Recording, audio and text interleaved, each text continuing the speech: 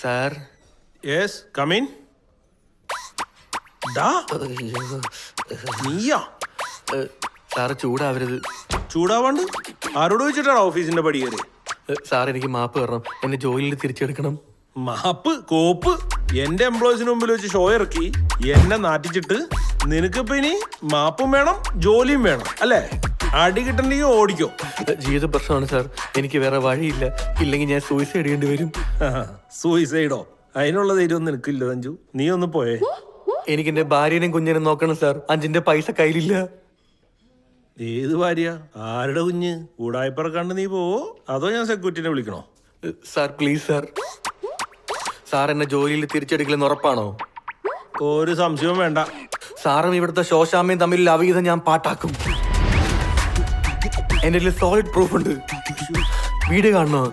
എനിക്ക് മാത്രമല്ല, ഇവിടെ പലർക്കും അറിയാം. സാറിന്റെ ഭാര്യ കൂടി അറിഞ്ഞാൽ. നീ ഇവിടെ ഇരുന്ന സഞ്ജു, നീ ഇവിടെ ഇരുന്ന് സംസാരിച്ചേ. എത്ര നേരായി നീ ഇവിടെ നിൽക്കണേ? ഞാനിപ്പൊ തന്നെ സാറിനെ വിളിച്ച് പറയൂലേ. മോനിത് ആരോടും പറയല്ലേ. വഴിക്കുക.